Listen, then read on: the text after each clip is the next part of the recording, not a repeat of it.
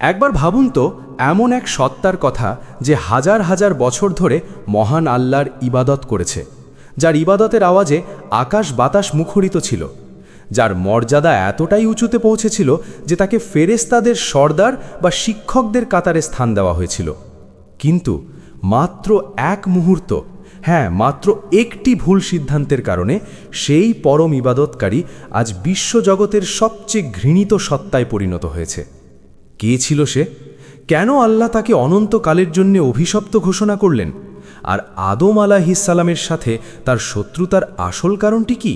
আসসালামু আলাইকুম বন্ধুরা, আজকের ভিডিওতে আমরা জানব ইবলিস বা শয়তানের সেই অজানা ইতিহাস যা আপনার গায়ে লোম খাড়া করে দেবে।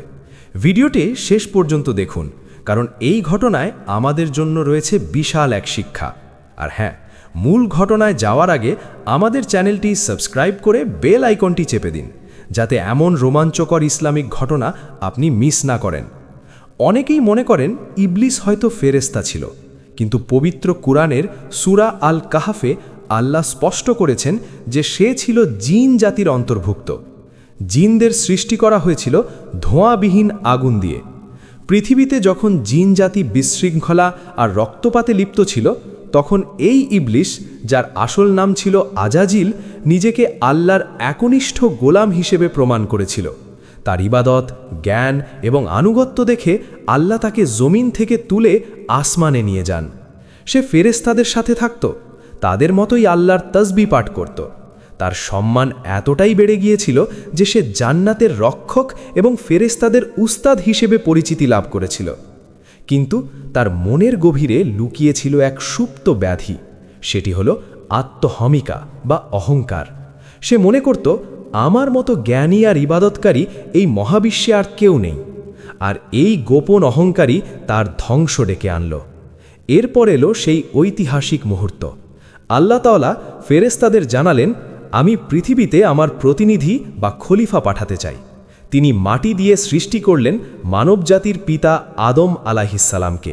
যখন আদমের মাটির দেহ তৈরি করা হলো, কিন্তু প্রাণ দেওয়া হলো না, তখন ইবলিস সেই দেহের চারপাশে ঘুরে বেড়াত। সে অবাক হয়ে ভাবত, এই মাটির তৈরি দুর্বল সৃষ্টি দিয়ে আল্লাহ কি করবেন? সে মাটির শরীরে টোকা দিত আর ভেতর থেকে ফাঁপা আওয়াজ আসত। ইবলিসের মনে হিংসার দানা বাঁধতে শুরু করল। সে মনে মনে প্রতিজ্ঞা করল, যদি একে আমার উপর প্রাধান্য দেওয়া হয় তবে আমি এর বিরোধিতা করব। অবশেষে আল্লাহ আদম আলাইহিসসালামের শরীরে রূহ বা আত্মা ফুঁতে দিলেন। আদম জীবন্ত হলেন, তিনি কথা বললেন এবং আল্লাহর প্রশংসা করলেন। আল্লাহ তাকে এমন জ্ঞান দান করলেন যা ফেরেশতাদেরও ছিল না। এবার এলো চূড়ান্ত পরীক্ষার সময়। আল্লাহর সমস্ত ফেরেশতা এবং সেখানে উপস্থিত ইবলিসকে নির্দেশ দিলেন, তোমরা আদমকে সম্মানসূচক সিজদা করো। মুহূর্তের মধ্যেই সমস্ত ফেরেশতা আল্লাহর নির্দেশে মাটিতে লুটিয়ে পড়ল, কিন্তু একজন বাদে। সে স্থির হয়ে দাঁড়িয়ে রইল। সে আর কেউ নয়, সে হলো ইবলিস। তার চোখে ছিল আগুন, মনে ছিল হিংসা।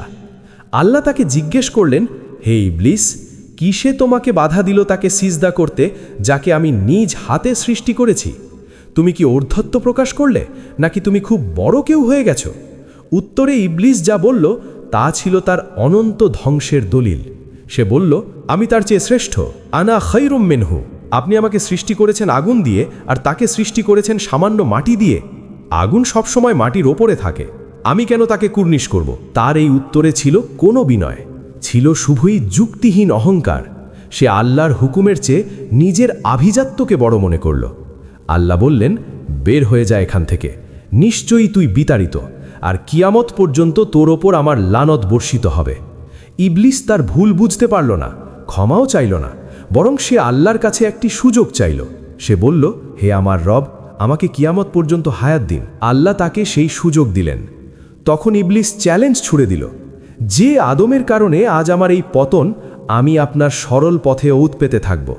আমি মানুষকে সামনে পেছনে ডানে বামে সব দিক থেকে বিভ্রান্ত করব।